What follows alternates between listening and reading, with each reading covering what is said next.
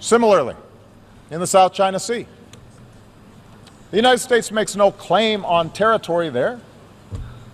We don't adjudicate claims. But like every nation gathered here, we have an interest in upholding the basic principles of freedom of navigation and the free flow of commerce, and in resolving disputes through international law, not law of force. So we will defend these principles while encouraging China and other claimants to resolve their differences peacefully.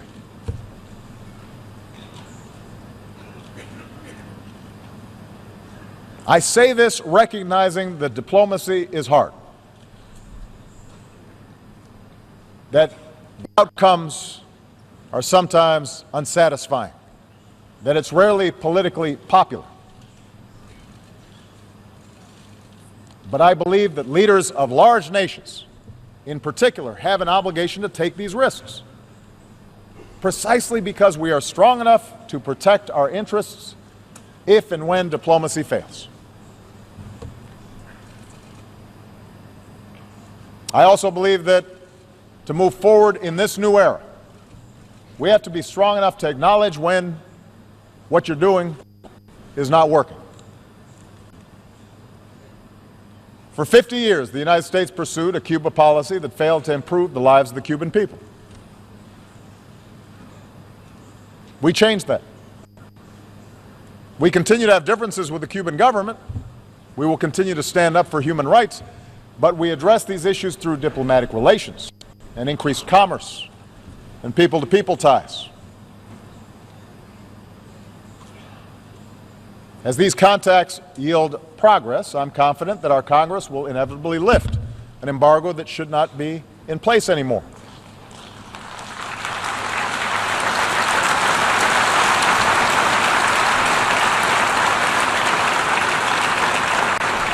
Change won't come overnight to Cuba, but I'm confident that openness, not coercion, will support the reforms and better the life the Cuban people deserve.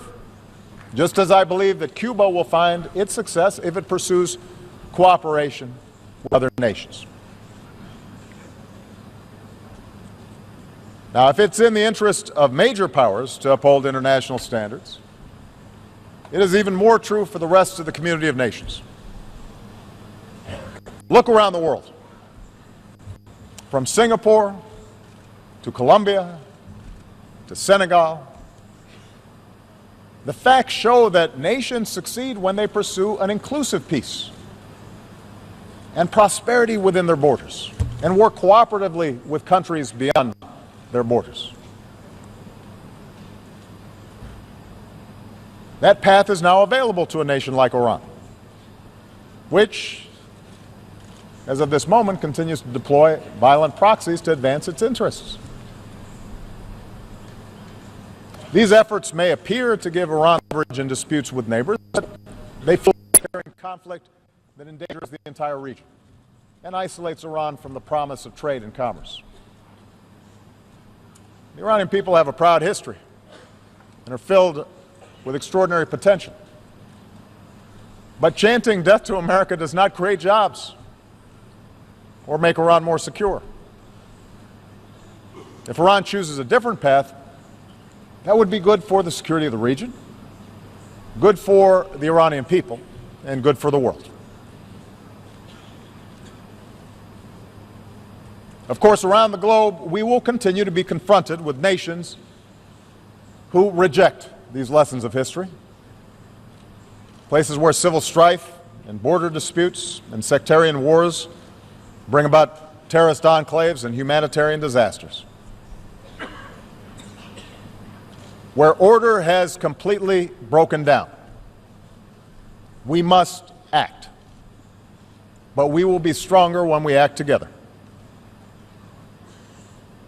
In such efforts, the United States will always do our part. We will do so mindful of the lessons of the past, not just the lessons of Iraq, but also the example of Libya, where we joined an international coalition under a UN mandate to prevent a slaughter, even as we helped the Libyan people bring an end to the reign of a tyrant Our coalition could have and should have done more to fill a vacuum left behind. We're grateful to the United Nations for its efforts to forge a unity government. We will help any legitimate Libyan government as it works to bring the country together.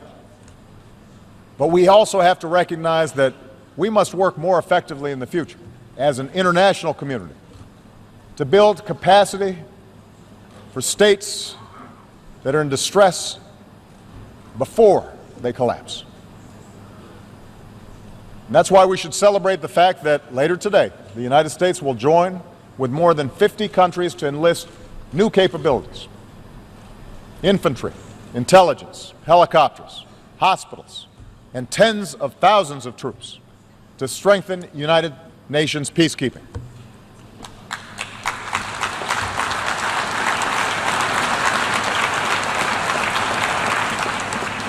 These new capabilities can prevent mass killing and ensure that peace agreements are more than words on paper. But we have to do it together.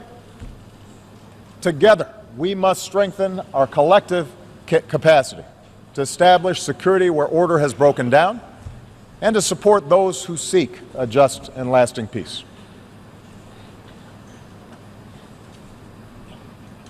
Nowhere is our commitment to international order more tested than in Syria.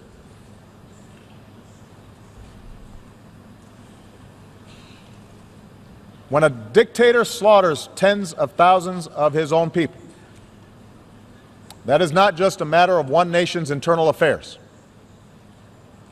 It breeds human suffering on an order of magnitude that affects us all. Likewise, when a terrorist group beheads captives, slaughters the innocent and enslaves women, it's not a single nation's national security problem. That is an assault on all our humanity. I've said before, and I will repeat, there is no room for accommodating an apocalyptic cult like ISIL. And the United States makes no apology for using our military as part of a broad coalition to go after them.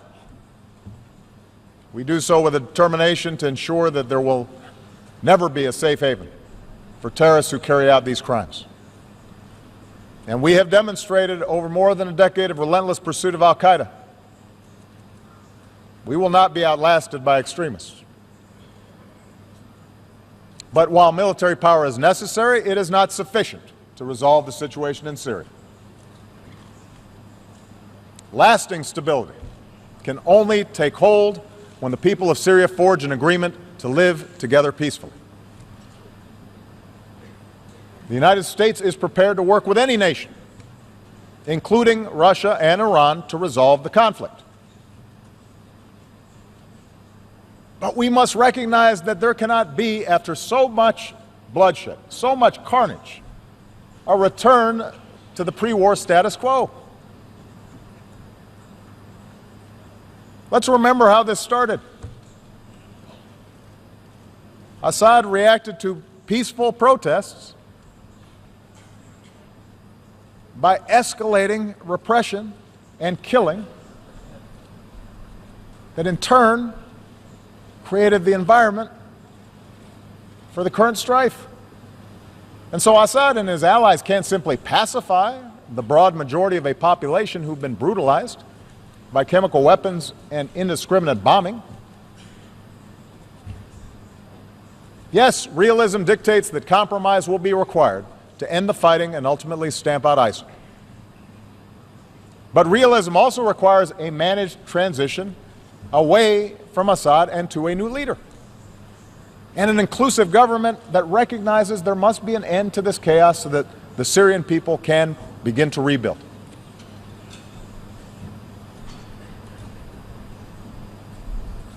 We know that ISIL, which emerged out of the chaos of Iraq and Syria, depends on perpetual war to survive. But we also know that they gain adherents because of a poisonous ideology.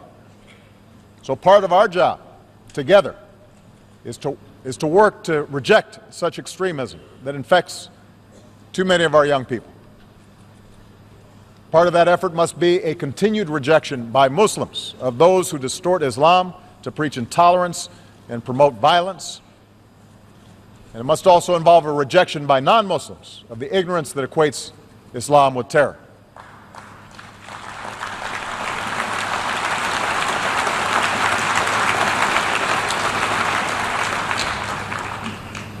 This work will take time. There are no easy answers to Syria, and there are no simple answers to the changes that are taking place in much of the Middle East and North Africa. But so many families need help right now. They don't have time. And that's why the United States is increasing the number of refugees who we welcome within our borders.